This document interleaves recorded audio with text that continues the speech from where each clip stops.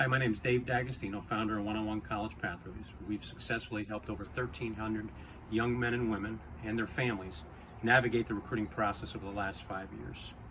You can also find us on the Real Voice of the Game podcast network, where we do several podcasts on there, sprinkled throughout all 25 shows on 146 countries.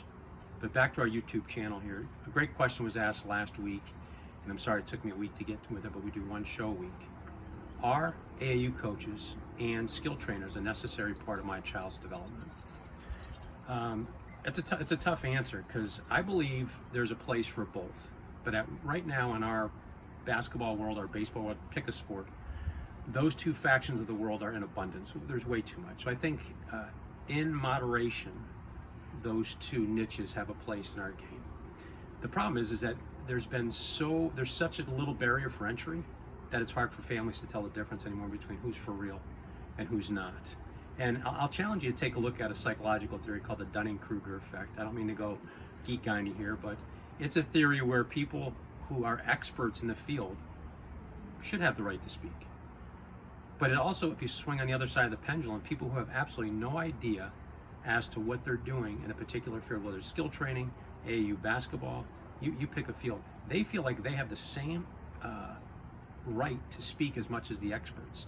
And that's a problem with our basketball industry, and that's the nature of my answer to this question. So yes, I think those are great tools for kids to have and families to have, but you got to be able to tell the difference between those. And that's what I'm hoping I'll help you with today. Just going to run some questions by you to help you as you navigate through this stuff. So, one of the things that I looked at this past week, go back to the Indiana Pacers' first win last night. They got beat, but in their first win, Tyrese Halliburton made a game-winning shot.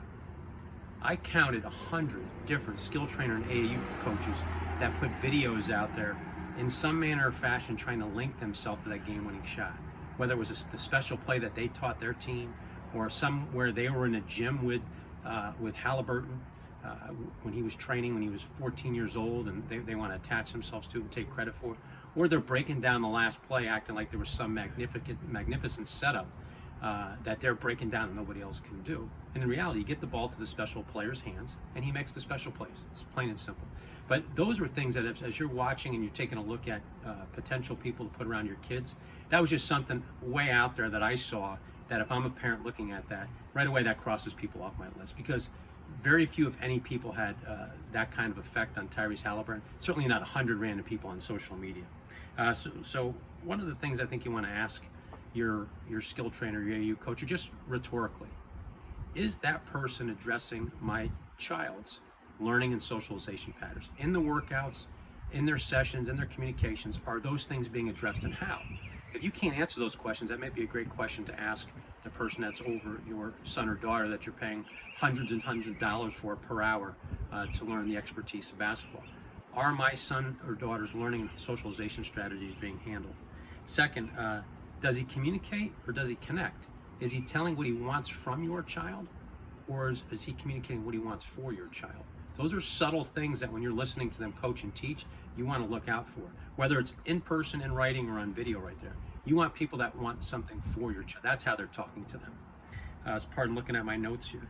As you're watching their training sessions, whether it's practice, individual, are they training skills or are they training the nervous system? And if you don't know, ask, take a look.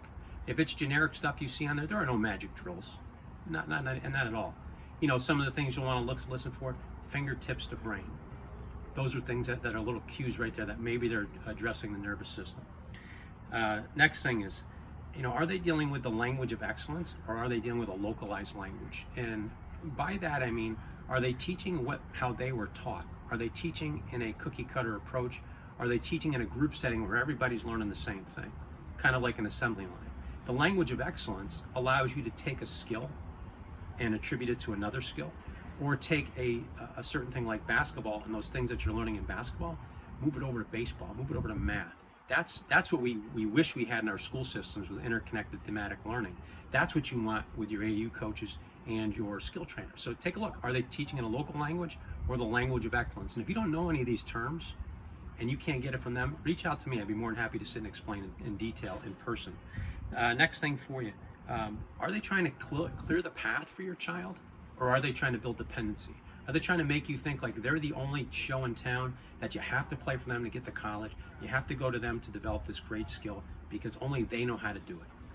That's a danger zone right there. If they're trying to clear the path for your child, which means teaching your child to self-correct, teaching your child that coach should become obsolete at some point in time. If you hear that kind of language, that's good stuff. Next thing is pronouns. And I'm not talking about the woke pronouns we see out there. Pay attention to the pronouns. Are they using singular possessive pronouns? My kid, my player. Those are dangerous things right there. That's your child.